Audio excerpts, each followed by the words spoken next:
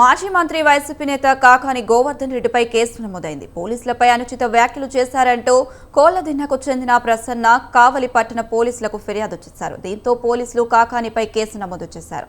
ఇటీవల బోగోలు మండలం కోళ్లదిన్నలో కాకాని అనుచిత వ్యాఖ్యలు చేసినట్లు ప్రసన్న తన ఫిర్యాదులో తెలిపారు.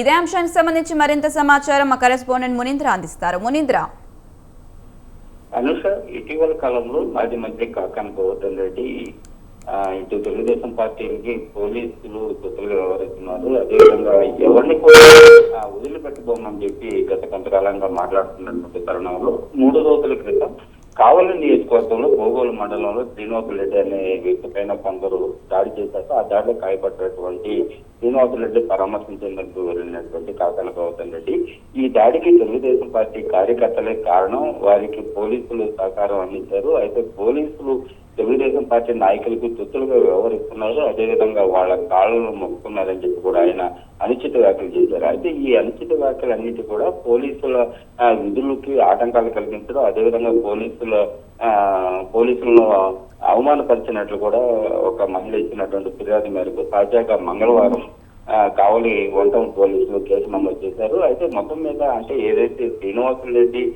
దాడిలో గాయపడ్డాడో అయితే దాడికి సంబంధించినటువంటి వారిని కఠినంగా శిక్షించాలని చెప్పి కాకాని గోవర్ధన్ రెడ్డి, అదేవిధంగా మాజీ శాసనసభ్యులు రామిరెడ్డి ప్రతాప్ కుమార్ రెడ్డి, కొంతమంది వైసీపీ నాయకులు అటు పోలీసులు కూడా కలవడం, అయితే దీనిపైన సమగ్రంగా విచారణ జరిపించాలని చెప్పి కూడా వారు కోరారు. అయితే మొత్తం మీద అంటే కావలి ఆసుపత్రిలో చికిత్స పొందుతున్నటువంటి శ్రీనివాసరెడ్డి పరామర్శించిన తర్వాత మీడియాతో మాట్లాడుతూ కాకాని గోవర్ధన్ రెడ్డి ఇటు పోలీసుల పైన కూడా అనుచిత వ్యాఖ్యలు చేశారు.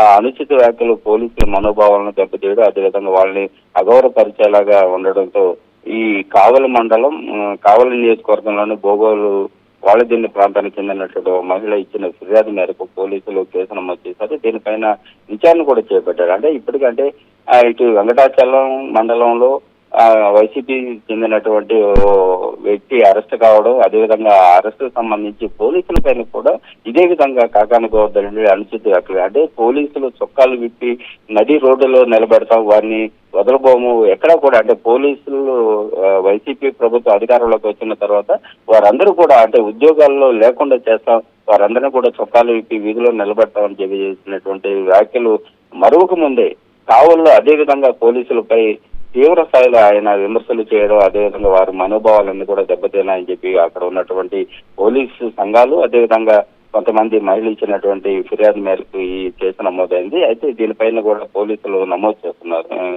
విచారణ చేస్తున్నారు. అనుష,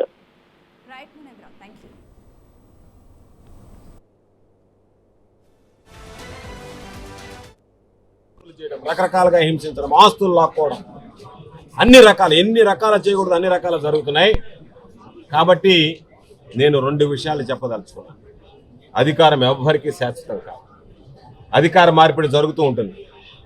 ఈరోజు ధైర్యం ఉంటే ఈ జిల్లాలో కానీ రాష్ట్రంలో కానీ తెలుగుదేశం పార్టీ శ్రేణులు ఎవడైనా సరే పోలీస్ అండదండలు లేకుండా గ్రామాల్లో మీరు ఈరోజు మనగలగలరా అని చెప్పి నేను సందర్భంగా అడుగుతున్నాను.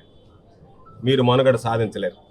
ఇదే దౌర్జన్యాలు మీరు కొనసాగితే రేపు మీకు పోలీసులు అండగా ఉంటే పాపం నాకైతే పోలీసు అధికారులని తలుచుకుంటేనే జాలి వేస్తుంది. ఈరోజు ఎగిరెగిరి పడుతున్నారే, రేపటి రోజు మీ పరిస్థితి ఎంతో దారుణంగా తయారు కాబోతుంది. మీరు ఎన్ని ఇబ్బందులు, ఈరోజు ఎన్ని కుటుంబాలు, నేను మరలా చెప్తున్నా, ఈరోజు ఎన్ని కుటుంబాలనైతే మీరు వైఎస్ఆర్ కాంగ్రెస్ పార్టీ సానుభూతి పరులు, వైఎస్ఆర్ కాంగ్రెస్ పార్టీకి సంబంధించినటువంటి కుటుంబాలను గోడుగోడు అనిపించారో తెలుగుదేశం పార్టీ నాయకులను వదిలిపెట్టాం, వాళ్ళని రెచ్చగొట్టి ఇబ్బంది పెట్టినటువంటి వాళ్ళని విడిచిపెట్టాం, వాళ్ళకు అండగా ఉన్నటువంటి పోలీసు అధికారులను విడిచిపెట్టేది ఉండదనేటువంటిది సందర్భంగా తెలియజేస్తాం. అన్ని రకాల